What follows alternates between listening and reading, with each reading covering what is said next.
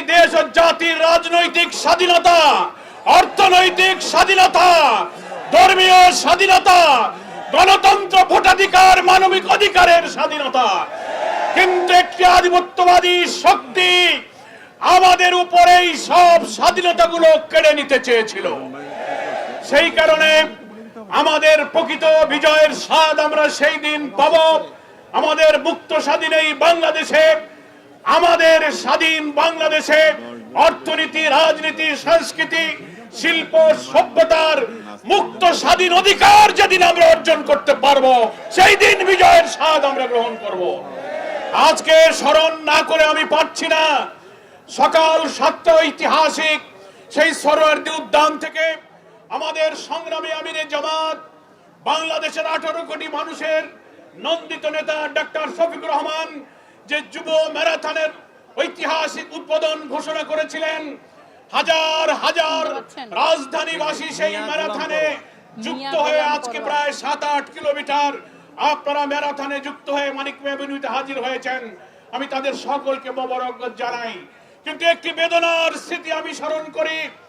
এই ঐতিহাসিক সোহরাওয়ার্দী উদ্যান হচ্ছে সেই ঐতিহাসিক স্মৃতি বিজড়িত উদ্যান যেখানে 16ই ডিসেম্বর পাকিস্তানি সেনাবাহিনী ওই সোহরাওয়ার্দী উদ্যানে আত্মসমর্পণ করে তাদের অত্যাচার, নির্যাতনের স্বীকৃতি দিয়ে বাংলাদেশের মানুষের কাছে ভুলের স্বীকৃতি দিয়ে আত্মসমর্পণ করেছিল।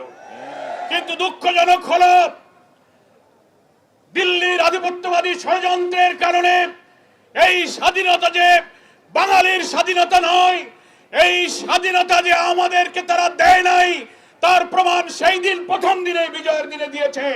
সেটা হলো জেনারেল নিয়াজির আত্মসমর্পণ করার কথা ছিল, মুক্তিযুদ্ধের সর্বাধিনায়ক এমএজি উসমানীর কাছেই আত্মসমর্পণ করা ছিল। কিন্তু আত্মসমর্পণ অনুষ্ঠানে মুক্তিযুদ্ধের সর্বাধিনায়ক জেনারেল উসমানী কেন অনুপস্থিত ছিল? সেখানে জগজিৎ সিং অরোরার কাছে নিয়াজিকে আত্মসমর্পণ করতে হয়েছিল। তার অর্থ পাকিস্তানি সৈন্যরা ভারতের কাছে আত্মসমর্পণ করেছে, মুক্তিযোদ্ধাদের কাছে নয়। আমি মনে করি ওই আত্মসমর্পণ অনুষ্ঠানে মুক্তিযুদ্ধের সর্বাধিনায়ককে অনুপস্থিত রেখে বীর মুক্তিযোদ্ধাদেরকে অপমান করা হয়েছে। প্রকৃতপক্ষে ভারত 1965 সালে পাকিস্তানের কাছে পরাজয়ের প্রতিশোধ নেওয়ার জন্য স্বাধীনতা যুদ্ধে তারা আমাদের পেছনে এসে দাঁড়িয়েছিল।